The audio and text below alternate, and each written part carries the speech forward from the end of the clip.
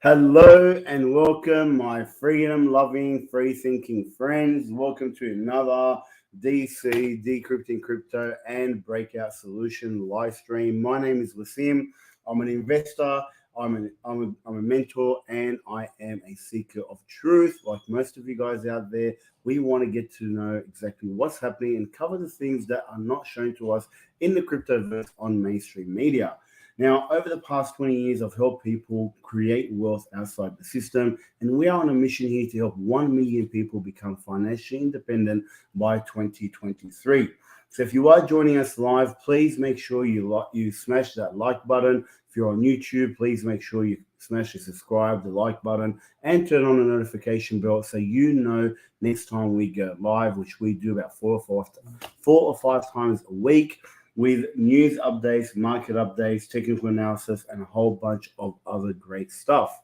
So without any further ado, today we're going to be looking at what's happening over in America in terms of the accounting. They've made quite a big breakthrough in the accounting world when it comes to how they treat crypto. Plus, we'll look at some adoption and some things that are happening on Twitter, and obviously the overall general market update. So thank you very much for joining me today. Let's get started on today's stream. Let me start off first by FASB adopts crypto accounting and disclosure rule for companies. So this has been something that a lot of companies have been asking for because they don't know how to treat crypto assets, and more companies are now having crypto assets part of their reserves, such as MicroStrategy, which is probably the largest company, as you guys saw in that meme. They were the first ones to jump on the the Bitcoin train. So a lot of companies are now holding crypto, Bitcoin and crypto assets in their reserve assets. However, because of the volatility, they don't know how to report on this. So the Financial Accounting Standard Board voted on to set a new rule on cryptocurrency accounting and disclosure. Changes companies holding these assets have argued more accurately to reflect their financial condition. So there's no specific accounting or disclosure rules right now for crypto in the US. However, they have now, businesses now can classify crypto assets as indefined lived intangible assets similar to intellectual property such as copyright. Companies have to review the value of such asset at least once a year and write it down if it drops below the purchase price. If the value were to rise, companies can record a gain only when they sell the asset, not if they continue holding. So this new rule makes it clearer for companies holding crypto assets on how it gets treated on their balance sheets and whatnot. This will come into effect in 2025, the calendar year 2025. So it's about a year and 3 months from now, because in America their financial year is from January to December. In Australia, obviously from July to end of June. However, in America, it's from January to December. So this is great because we are going to start seeing more and more companies be able to know how to handle crypto assets. If you own a business, this is good news. Hopefully things like this will come to Australia.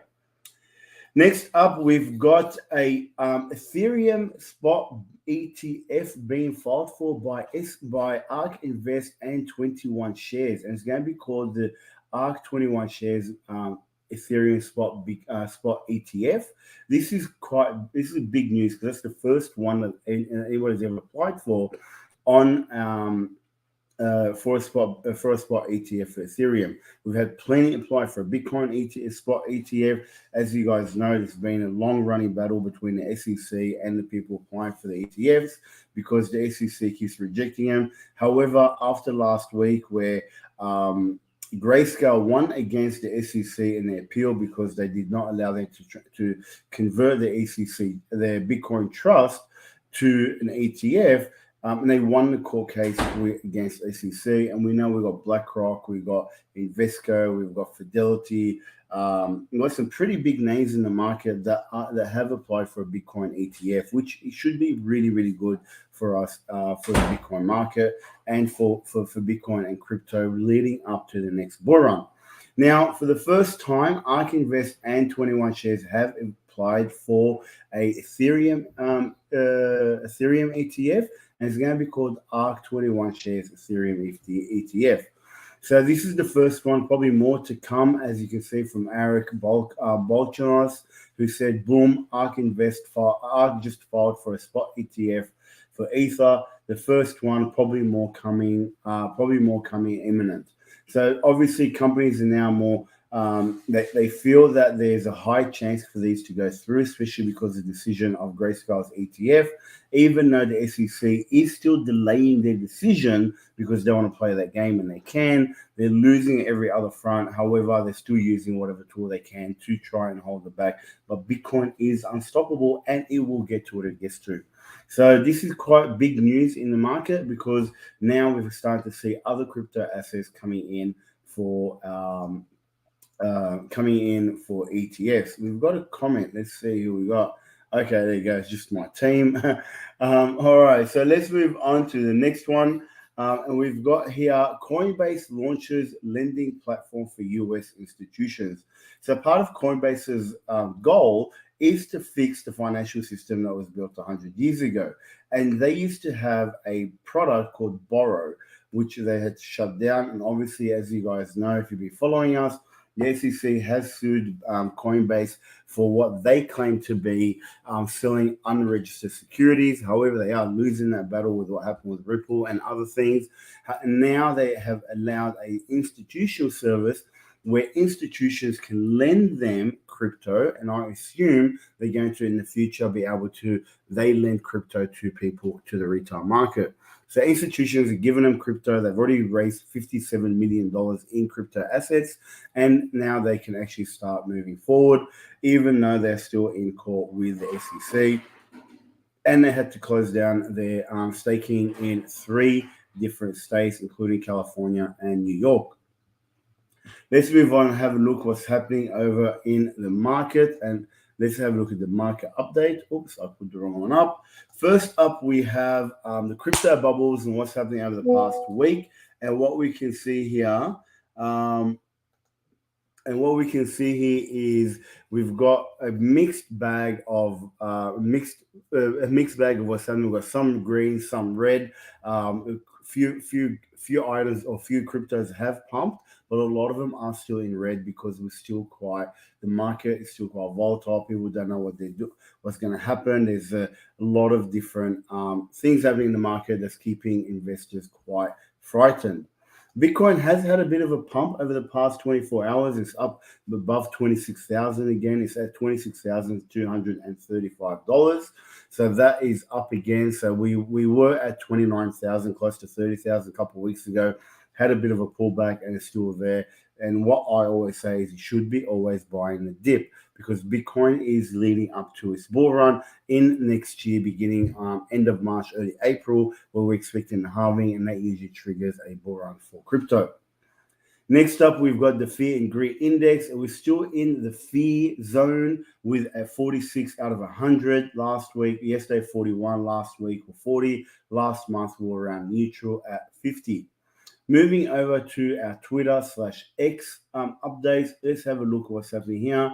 We've got, first up, we've got great news coming out in El Salvador. They are going to be implementing Bitcoin and financial literacy education in all primary schools and in all public schools across El Salvador. This is a country that just keeps kicking goal after goal after goal. President Nayib Bukele, who has a very, very high rating of about 84%, he is working really, really hard to clean up the country and turn it into a financial hub. They've adopted Bitcoin. They've got a Bitcoin diploma. Now they're bringing this education to school kids. This is something we don't actually see in the West. We don't see this type of education given to our kids. And these guys now teaching that what money is and how to use and save and make money for these children. Therefore, will create a much brighter future for the country.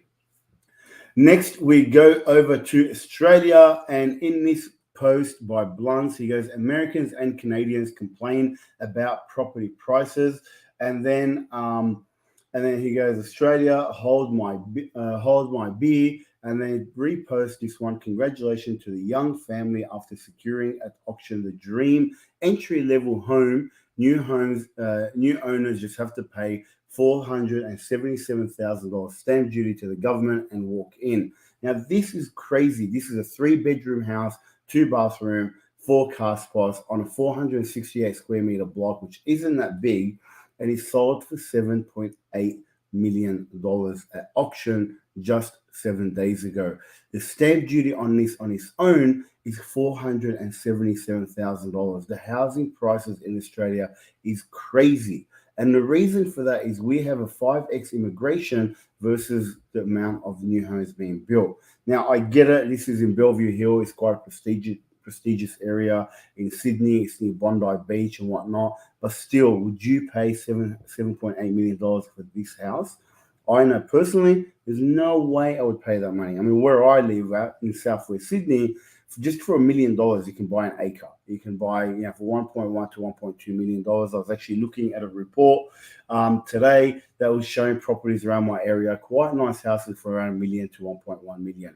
Even that is still expensive. If you're a young family, you need 10% deposit. That means you've got to save $100,000 to be able to do that. Now, $100,000 is about 1 year's income for someone who's got a good job. The average wage in Australia is around $75,000.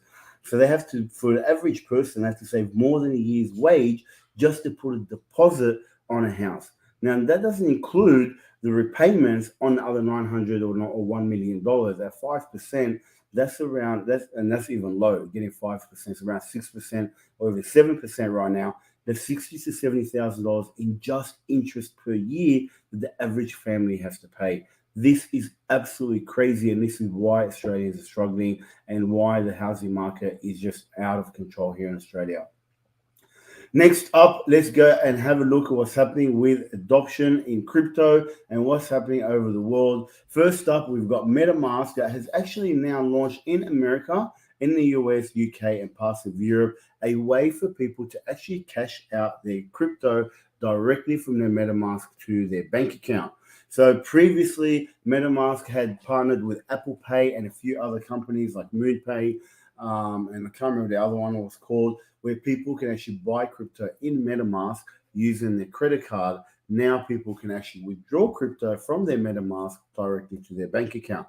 Now, this is great for the layman person who doesn't understand the implications of this. However, what you got to understand, the moment you do something like this, you are automatically KYCing your decentralized wallet, which in my opinion goes against the ethos of decentralization and anonymity, and you don't want to do that. I personally would not be using this service, but I know a lot of people out there who are laymen or new to crypto will find benefit in this, and this will help in adoption.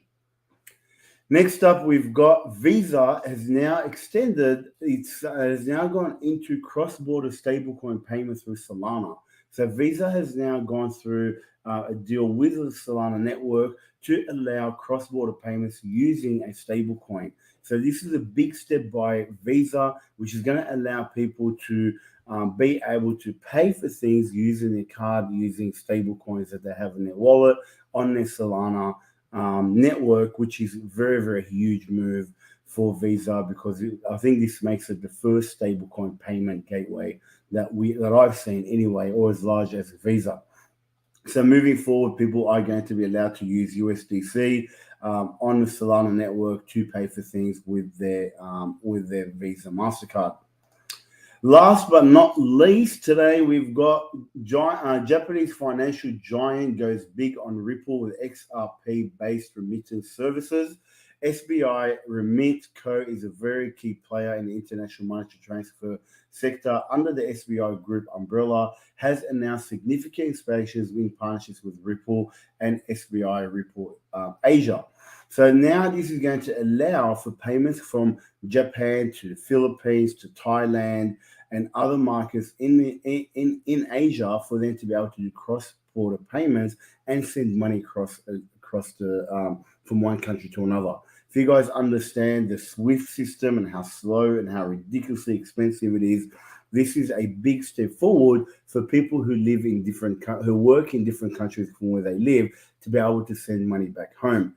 And this is a pretty big win for XRP, even though XRP, and they've won the case now against SEC, or half the case anyway, if you've been following us. Now, not just now, I mean, what I meant to say is XRP has been going really, really hard everywhere else in the country, even though they're being blocked in the US. All right, that is it from me, guys. That's the news highlights, the Twitter highlights, and the market update for today. I hope you enjoyed today's episode. Well, please make sure you like, share, and subscribe to the show as we bring you guys more content weekly and daily to help you on your journey in the cryptoverse.